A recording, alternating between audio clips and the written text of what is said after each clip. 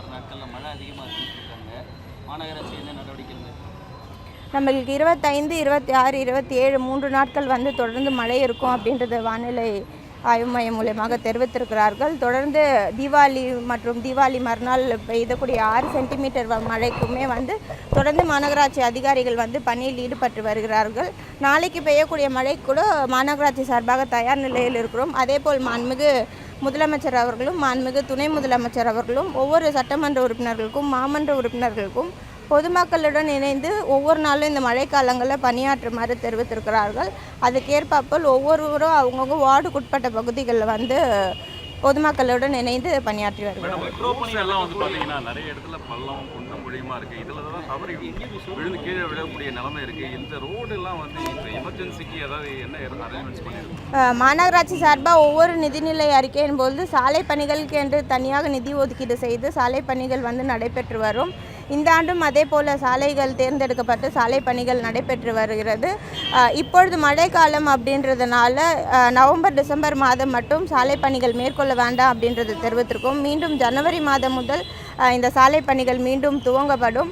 சில பகுதிகளில் வந்து பாட்ஹோல்ஸ் இருக்குது, ரோடு மழை காரணமாக சேதாரம் அடைகிறது தெரிவிக்கும் பொழுது அந்தந்த பகுதிகள் வந்து பேட்ச் ஒர்க் பண்ணுமாறு நம்ம மாநகராட்சி சார்பாக அறிவுறுத்திருக்கோம். பள்ளங்களில் தெரியாமல் தான் தண்ணி தேங்குறதுனால தான் தவறி விடுறாங்க. ஸோ அந்த பள்ளம் வந்து இல்லை, அந்த பள்ளங்கள் வந்து பாட்ஹோல்ஸ் எத்தனை இருக்குன்றதே வார்டு வாரியாக ஜோன் வாரியாக வந்து கணக்கெடுப்பு எடுத்துகிட்டு வரும். ஸோ அந்த பகுதிகளெலாம் தொடர்ந்து பேட்ச் ஒர்க் வந்து பண்ணிட்டு வராங்க. ஏன்னா மழைக்காலங்களில் வந்து தார் ரோடு போட்டால் அது மழை பெய்யுதுன்னா அந்த தார் ரோடு வந்து ஸ்டெபிலிட்டி இருக்காது, லைஃப் இருக்காதுன்றதுனால மழை காலங்களில் ரூல்ஸ் படி தார் சாலை அமைக்கக்கூடாது. அதனால ஜனவரி மாதம் தார் சாலை அமைக்கப்படும். இல்லை, வார்டு வாரியாக இதற்கு முன்னே வந்து ஒரு 2000 கிட்ட வந்து ஐடென்டிஃபை பண்ணியிருந்தாங்க. பட் இப்போ கரண்ட் ஸ்டேட்டஸில் வந்து பண்ணிகிட்ருக்காங்க. மழை இப்போ தான் தொடங்கியிருக்கு. மழை அதிகமாக பெய்யும் பொழுது தான் சில பகுதிகளில் சாலை இந்த மாதிரி பாட்ஹோல்ஸ் அதிகமாக வரக்கூடிய சூழல் ஏற்படும். இப்போ தான் மழை தொடங்கியிருக்கு, போக போக தான் தெரியும். இல்லை, அது வார்டு வாரியாக வந்து பள்ளங்கள் வந்து மூடப்பட்டு தான். நீங்கள் குறிப்பிட்டு எங்கன்னா வந்து இல்லை நீங்கள் குறிப்பிட்டு எங்கன்னா வந்து பள்ளம் போட்டு கம்ப்ளைண்ட் ஆகி நாங்கள் மூடலன்னு தெரிவித்தா பரவாயில்ல.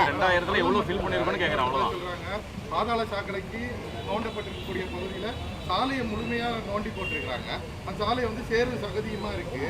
அதில் கொண்டு வந்து ஜல்லி மண்ணை கொண்டு போட்டுறாங்க. இன்னும் வந்து மேலும் அந்த வாகனங்கள் செல்லும்போது சேறு சகதியும் அதிகமாகுது. இல்லை, இப்போ நம்ம சென்னை மாநகராட்சி முழுவதுமாகவே பார்த்தீங்கன்னா இப்போ வடசென்னைக்கு உட்பட்ட பகுதிகளில் வந்து வடசென்னை வளர்ச்சி திட்டம் மூலியமாக மெட்ரோ துறை சார்ந்து சில பணிகள் வந்து மேற்கொள்ளப்பட்டு வருகிறது. அதே போல் தென் சென்னையில் பார்த்தீங்கன்னா மண்டலம் 14, 15 பகுதிகளில் வந்து மெட்ரோ துறை சார்பாக வந்து பணிகள் நடைபெற்று வருகிறது. அப்படி இருக்கும்பொழுது அவங்க துறை முடித்த உடனே நம்ம மாநகராட்சிக்கு NOC கொடுத்தோடனே நம்ம சாலை போடப்படும். ஆனால் இப்போ மழை பெய்யுறது, பொதுமக்கள் இடையூறாக இருக்கிறது அப்படின்றதுனால ரெஸ்ட்ரேஷன் ஒர்க் வந்து மாநகராட்சி சார்பாக நம்ம செய்து தரோம். இப்போ நான் கேட்டு இந்த சைதாப்பேட்டில் மேடம், சைதாப்பேட்டில் இதே பிரச்சனை தான். சைதாப்பேட்டை சஞ்சர் நகர்னு நினைக்கிறேன். அந்த பகுதியில் வந்து இதே மாதிரி தான் பள்ளம் நோண்டி போட்டிருக்கேன். கிட்டத்தட்ட 3-4 மாதமாக வேலை நடந்துட்டு இருக்கு. இப்போவும் அந்த மழை பெய்து தண்ணி தேங்கிறதுனால ஃபுல்லாக வந்து சேரும் சகதியமாக இருக்குது. இதை இந்த மாதிரியான கேஸ் வரும்போது இதை ரெக்டிஃபை பண்ணுறதுக்கு என்ன மாதிரியான நடவடிக்கை எடுக்கணும்? இந்த மாதிரி கேஸ் வரும்பொழுது தான் இப்போ நம்ம ரெஸ்ட்ரேஷன் ஒர்க் தான் பண்ண முடியும். ஏன்னா தொடர்ந்து வந்து மெட்ரோ துறை பணிகள் வந்து சென்னை மாநகராட்சியில் நடைபெறுகிறது, CMRL பணிகள் வந்து நடைபெறுகிறது. அதே போல் மாநகராட்சி சார்பாகவும் நடைபெறுகிறது, EB துறை சார்பாகவும் நடைபெறுகிறது, ஹைவேஸ் துறை சார்பாகவும் நடைபெறுது. இப்படி பல்வேறு துறைகள் வந்து ஒருங்கிணைந்து தான் சென்னை மாநகராட்சியில் செயல்படுத்தி வருகிறோம். அப்படி இருக்கும் பொழுது இந்த மாதிரி பொதுமக்கள் கோரிக்கை வைத்தாங்க அப்படின்னா அந்த பகுதிகளில் ரெஸ்ட்ரேஷன் பண்ணி பேட்ச் ஒர்க் பண்ணி அதுக்கு மேலே MM போட்டு இப்போதைக்கான தீர்வு நம்ம கண்டறிந்து ஜனவரி மாதத்துக்கு முன்னே முற்றிலுமாக அந்த சாலைகள் வந்து சீரமைத்து தரப்படும். வேற யாருன்னா கேளுங்க, ஒரே ஆளா கேட்டுங்க, வேற யாருன்னா கேளுங்கப்பா.